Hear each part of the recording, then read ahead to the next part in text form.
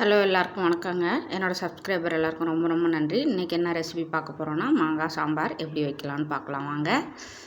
அதுக்கு தேவையான பொருளை நான் எல்லாம் எடுத்து வச்சுருக்கேன். உங்களுக்கு எந்த கத்திரிக்காய், முருங்கைக்காய், மாங்காய் இந்த காம்பினேஷனில் எடுத்துக்கோங்க. நான் உருளைக்கிழங்கு மாங்காய் எடுத்துக்கிட்டேன். அதுக்கப்புறம் பருப்பு நல்லா 7 விசில் வேக வச்சு மஞ்சத்தூள் போட்டு நல்லா வச்சுருக்கிறேன். இந்த மாங்காய் குழம்பு வைக்கிறதுக்கு தக்காளி ஒன்று அடிஷ்னலாக சேர்த்துக்கிட்டா போதும், புளி சேர்க்க வேண்டியதில்லை. இப்போ எல்லாத்தையும் நறுக்கிட்டேன். நறுக்கி வச்சதுக்கப்புறம் நம்ம தேவையான அளவு எண்ணெயை கடாயில் போட்டுக்கலாம்.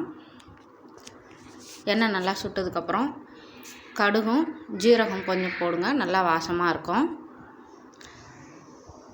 இது நல்லா வெடித்ததுக்கப்புறம் பெருங்காயத்தூள் போட்டுக்கலாம் நம்ம. அதுக்கப்புறம் நம்ம பொடி பொடியாக நறுக்கி வச்சுருக்க ஆனியனை போட்டு நல்லா ப்ரௌன் கலர் வர அளவுக்கு நல்லா வறுத்துக்கலாம். நல்லா ப்ரௌன் கலர் ஆகிற வரலையும் நல்லா வறுக்கணும். அப்போ தான் நல்லா அந்த சாம்பார் ரொம்ப டேஸ்ட்டாக நல்ல மணமாக இருக்கும். வெங்காயம் எந்த அளவுக்கு வதக்குறோமோ அந்த அளவுக்கு சாம்பார் ரொம்ப நல்லாயிருக்கும். நல்லா ப்ரௌன் கலர் ஆகிற வரலையுமே நல்லா வறுத்துக்கோங்க. அதுக்கப்புறம் கருவேப்பிலை கொஞ்சம் சேர்த்து நல்லா வறுத்துக்கோங்க. அப்புறம் நம்ம பொடி பொடியாக நறுக்கி வச்ச தக்காளியும் சேர்த்து நல்லா வறுத்துக்கலாம். எந்த அளவுக்கு வெங்காயம் தக்காளி நம்ம வதக்குறோமோ அந்த அளவுக்கு நம்மளுக்கு சாம்பார் நல்ல மணமாகவும் ருசியாகவும் இருக்கும். இப்போது வெங்காயம் தக்காளி வேகிறதுக்கு நம்ம கொஞ்சமாக உப்பு சேர்த்து வறுத்துக்கலாம். கொஞ்சமாக சேர்த்துக்கோங்க. அதிகமாக சேர்த்திங்கன்னா வெங்காயம் தக்காளி சாப்பிடும்போது உப்பு அதிகமாக இருக்கிற மாதிரி இருக்கும். அதனால் கொஞ்சமாக அது வறுபடுறதுக்கு மட்டும் உப்பு சேர்த்துக்கலாம். நல்லா வறுத்துக்கலாம். அது நல்லா கொஞ்சம் ஓரளவு வந்ததுக்கப்புறம் மிளகாத்தூள் சேர்த்துக்கலாம். தனி மிளகாத்தூள் போட்டுக்கோங்க. உங்கள் காரத்துக்கு ஏற்ற மாதிரி கொஞ்சமாக போட்டுக்கோங்க. வீட்டில் அரைச்ச மிளகா பொடி போட்டுக்கோங்க. வீட்டில் அரைச்ச மிளகா பொடி உங்கள்கிட்ட இல்லைன்னா சாம்பார் பொடி சேர்த்துக்கோங்க. இந்த சாம்பார் பொடி எப்படி அரைக்கிறதுன்னு ஒரு வீடியோ அப்லோட் பண்ணியிருக்கேன். என்னோடய ப்ளேலிஸ்ட்டில் வீடியோவில் நான் அப்லோட் பண்ணியிருக்கிறேன். வேணுங்கிறவங்க போய் பார்த்துக்கோங்க. இந்த பொடி நம்ம அரைச்சி வச்சுக்கிட்டோம்னா 1 வருஷம் 1.5 வருஷம் வரலையும் நம்மளுக்கு இருக்கும். எல்லாத்துக்குமே மீன் குழம்பு எல்லாத்துக்குமே நம்ம வச்சுக்கலாம். எல்லா கறி ஐட்டமும் வறுத்துக்கலாம். அதனால தான் சொல்கிறேன். இப்போது நம்ம அரிஞ்சு வச்ச உருளைக்கிழங்கு போட்டு மசாலா கூட நல்லா பரட்டிக்கலாம். அப்போ தான் நல்லாயிருக்கும்.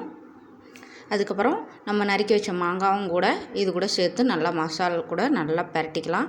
சும்மா 1 நிமிஷம் அந்தளவு பரட்டிக்கிட்டால் போதும். மசாலா கூட பரட்டிட்டோன்னா போதும், வறுக்க வேண்டியதில்லை. அதுக்கப்புறம் இந்த மாங்காயெல்லாம் மூழ்கிற அளவுக்கு நிறைய தண்ணி ஊற்றிக்கோங்க. மூழ்கிற அளவுக்கு தண்ணி ஊற்றிக்கோங்க. ஊற்றிக்கிட்டு நல்லா மசாலாலாம் எடுத்து விட்டு கிண்டி விட்டு நல்லா கொதிக்க வச்சுக்கலாம். மசாலா நல்லா அடியில் ஒட்டி இருக்கும். நல்லா எடுத்து விட்டுருங்க கரண்டியை வச்சு, இல்லைன்னா தீஞ்ச வாடை வரும். மசாலா பொடி போடும்போது எப்போவுமே கம்மி ஹீட்டில் வச்சு போட்டு எல்லாத்தையும் வறுத்துக்கோங்க. அதுக்கப்புறம் ஹீட்டு நிறையா வச்சு இந்தமாரி நல்லா வேக வச்சுக்கோங்க. இப்போது மாங்காய் நல்லா வெந்துட்டுருக்கு. 3/4 பாகம் வெந்ததுக்கப்புறம் நம்ம நல்லா 7 விசில் வச்சு வேக வச்ச பருப்பை நம்ம இது கூட சேர்த்துக்கலாம். பருப்பை சேர்த்துக்கிட்டு உங்களுக்கு தேவையான அளவு, அதிகம் தண்ணி இல்லாமல் ரொம்ப கம்மியாகவும் இல்லாமல், ரொம்ப கம்மியாக இருந்ததுன்னா ரொம்ப திக்காக இருக்கும். அதிகமாக தண்ணியாக இருந்தால் ரொம்ப தண்ணியாக இருக்கும் சாம்பார்.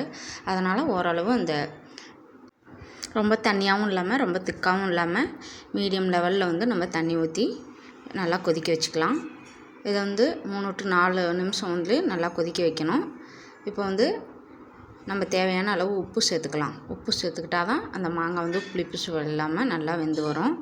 உங்களுக்கு குழம்பு நல்லா மணமாக இருக்கணும்னா இந்த ஸ்டேஜில் கொஞ்சம் கருவேப்பிலையோ இல்லை கொத்தமல்லி தழையோ எதையோ சேர்த்துக்கோங்க. ரொம்ப நல்லா இதை 2ல் எதை வேணாலும் சேர்த்துக்கோங்க. ரொம்ப நல்லா மணமாக இருக்கும். இப்போ நம்ம சாம்பாரை நல்லா கொதிக்க வச்சுக்கலாம். ஹீட்டு நிறையா வச்சு கொதிக்க வச்சுக்கோங்க. புளி ஊற்றாதனால ஓரளவு நல்லாவே கொதிக்க வச்சுக்கோங்க. அப்போ தான் நல்லாயிருக்கும். நெக்ஸ்ட் டே வச்சுருந்தா கூட நல்லா சூப்பராக இருக்கும், டேஸ்ட்டாக இருக்கும். நல்லா கொதிச்சிருச்சு, ரெடி ஆகிடுச்சு. நம்மளுக்கு வெந்துருச்சு. மாங்காய்லாம் நல்லாவே வெந்துருச்சு. இதை நம்ம ரைஸ் கூட வச்சு சாப்பிட்லாம்.